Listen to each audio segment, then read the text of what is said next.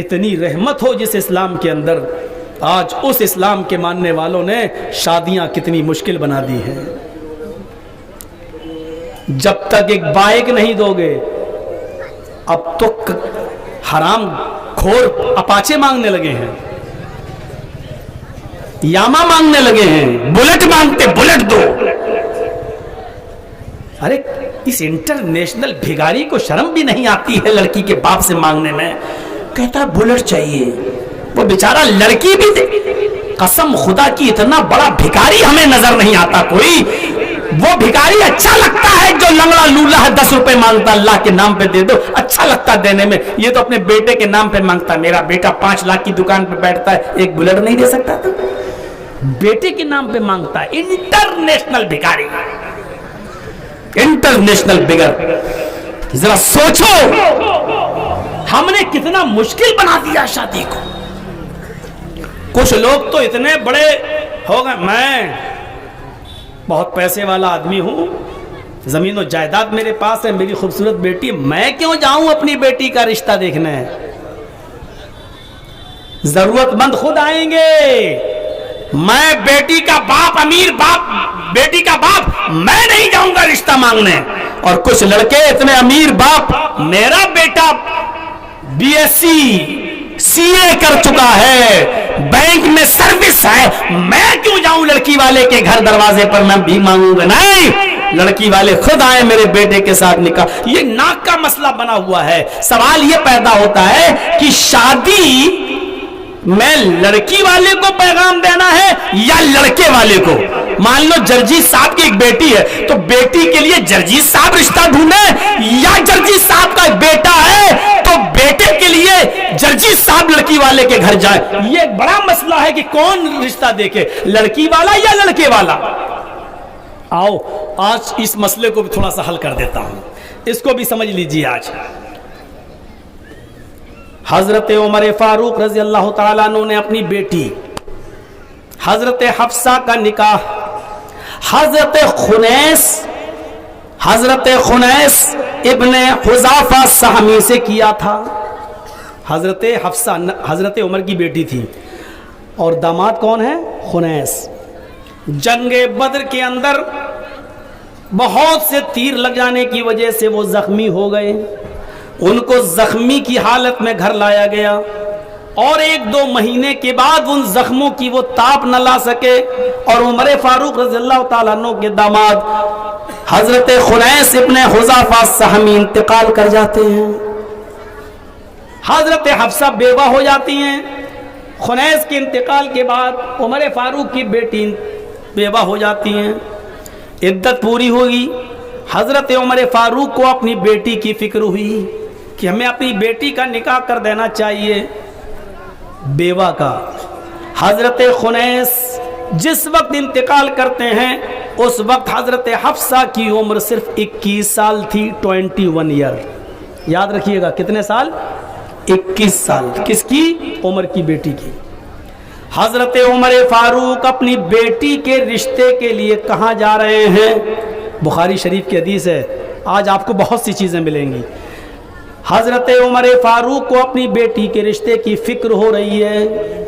حضرت عمر اپنی بیٹی کے رشتے کے لیے ابو بکر صدیق حضرت عثمان کے پاس جاتے ہیں، حضرت عثمان غنی کے پاس جاتے ہیں، اور حضرت عثمان غنی سے کہتے ہیں تمہیں تو معلوم ہی ہے کہ جنگ بدر میں میری بیٹی خنیس کی بیوی بیوہ ہو گئی ہے، جنگ بدر میں وہ زخمی ہو گئے تھے اور ان کا انتقال ہو گیا۔ آئے عثمان، میں اپنی بیٹی کا نکاح تم سے کرنا چاہتا ہوں، کیا تم میری بیٹی کے ساتھ نکاح کرو گے؟ حضرت عثمان غنی نے کہا میں مشورہ کرتا ہوں، گھر پہ جاتا ہوں، مشورہ کرتا ہوں اور پھر بتاتا ہوں۔ دوسرے خلیفہ کون ہیں؟ عمر، اور تیسرے خلیفہ کون ہیں؟ عثمان۔ تو مقام و مرتبے میں عمر سے چھوٹا درجہ تھا عثمان کا، لیکن حضرت عمر اپنی بیٹی کے لیے اپنے سے کم درجے کے انسان کے پاس جا رہے ہیں۔ یہ نہیں سوچ رہے ہیں کہ میری ناک کٹ جائے گی، ہم اپنے سے نیچے انسان کو کیسے پیغام دیں، یہ نہیں سوچ رہے ہیں، نکاح کا پیغام دیتے ہیں. انہوں نے کہا میں مشورہ کرتا ہوں. کچھ دنوں کے بعد دونوں کی پھر ملاقات ہوتی ہے. آئے عثمان، میں نے اپنی بیٹی کے نکاح کے بارے میں کہا تھا، تم نے کیا سوچا؟ حضرت عثمان نے منع کر دیا اور کہا کہ گھر میں مشورہ نہیں ہو پا رہا ہے، لہٰذا میں نہیں کر پاؤں گا. حضرت عمر چلے آئے، برا نہیں لگا، بھائی زبردستی تھوڑی ہے، نہیں کرنا، منع کر دیا. پھر حضرت ابو بکر صدیق کے پاس گئے. پہلے خلیفہ کون ہیں؟ ابو بکر، یعنی مقام میں عمر سے بڑے. لیکن حضرت عمر فاروق نے یہ نہیں سوچا کہ اپنے سے بڑے مقام والے آدمی کے پاس کیوں جاؤں.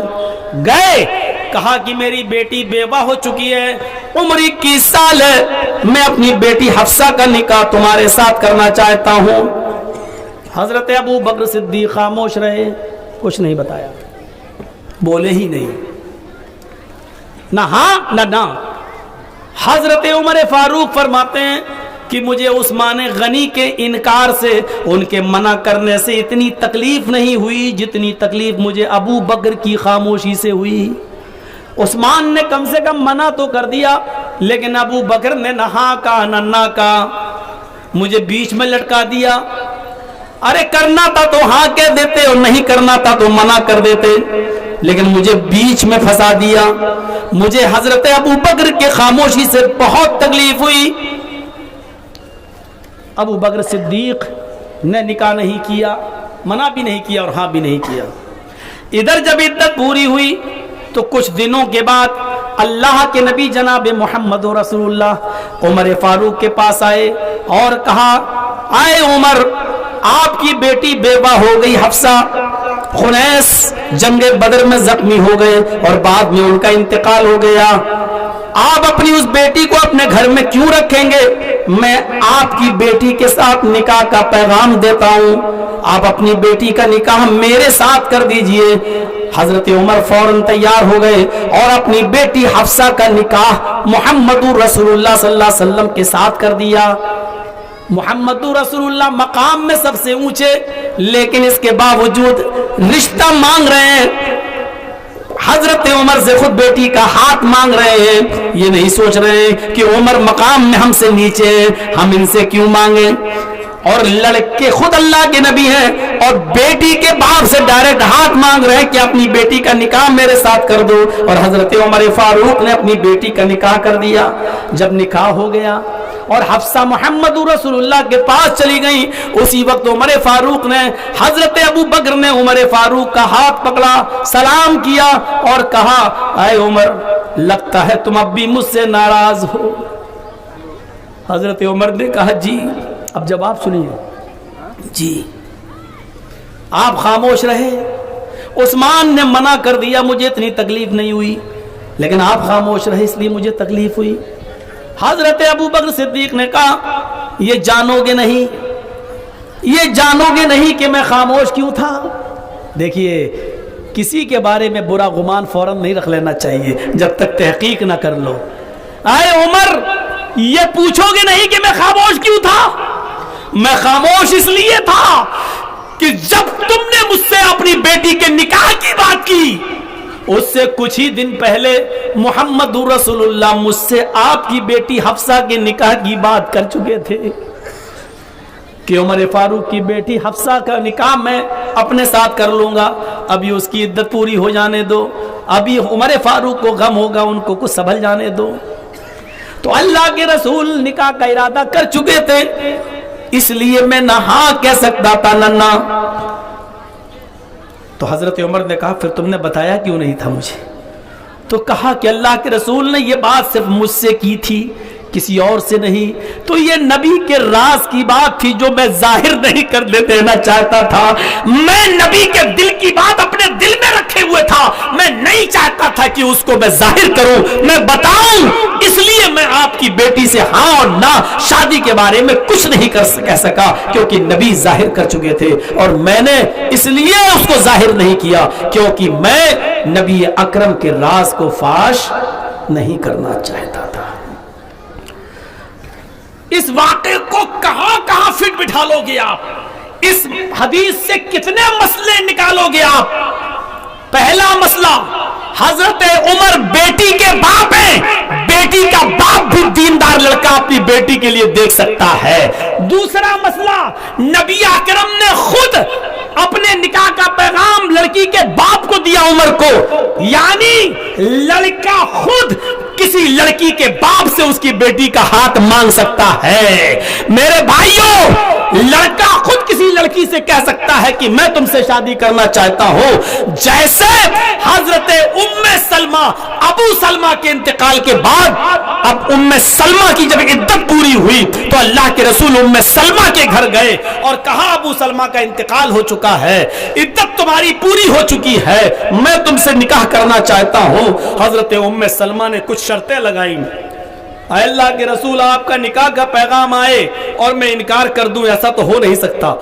बदकिस्मत होगी वो औरत जिसको आप पैगाम दें और वो आपको पैगाम को ठुकरा दे। लेकिन आपकी कई बीवियां हैं, मैं सौकनों को बर्दाश्त नहीं करूंगी, इसलिए कि अगर कोई उल्टा सीधा बोल देंगी तो मुझे बहुत गुस्सा आता है, मैं गैरतमंद हूं। आपने कहा, मैं अल्लाह से दुआ करूंगा अल्लाह तुम्हारे और मेरी बीवियों के दरमियान कभी नोक झोंक की नौबत नहीं लाएगा।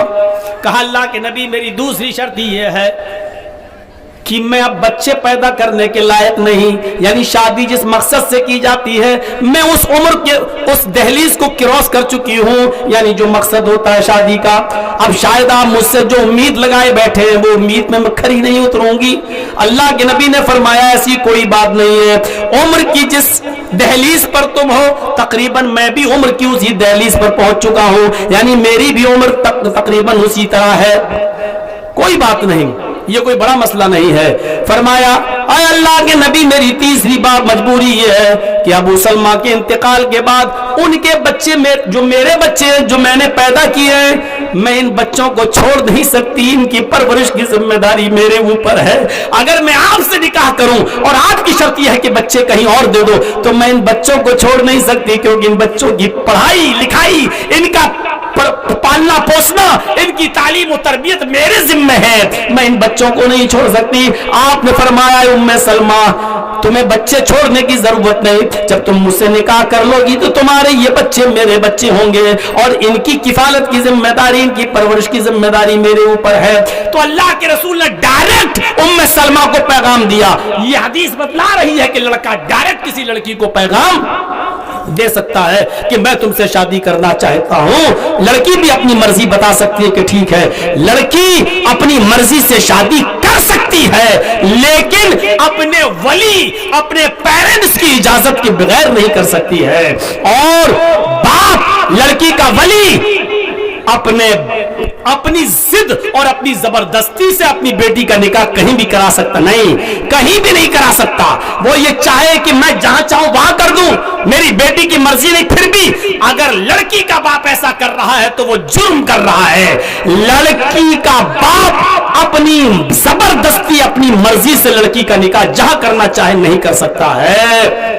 लड़की की इजाजत जरूरी है, लड़की जहां चाहे वहां शादी कर सकती है, लेकिन बाप की, वली की इजाजत जरूरी है। और बाप अपनी बेटी का निकाह जहां चाहे वहां कर सकता है, न कर सकता ऐसा नहीं है जब तक कि लड़की तैयार न हो। मेरे भाइयों, बाप के लिए जरूरी है कि अपनी बेटी से पूछे कि मैं जहां रिश्ता कर रहा हूं वहां तुम्हें पसंद है या नहीं। अगर बेटी कहती है हाँ तो करे, बेटी कहती है नहीं तो फिर ना करे। और बेटी अगर कहीं शादी करना चाह रही है और बाप तैयार नहीं है तो बेटी भी अपनी मर्जी से उससे शादी अपनी मर्जी के मुताबिक नहीं कर सकती है कि भाग जाए और कोर्ट मैरिज कर ले या किसी और को अपना बाप बना ले और एक किराए का मौलवी मिल जाए और निकाह पढ़ा दे। ऐसा नहीं हो सकता जब तक कि बाप है, चचा है, भाई है, ये वली बनेंगे और यही इजाजत देंगे। और जब तक इनकी इजाजत नहीं होगी निकाह नहीं होगा।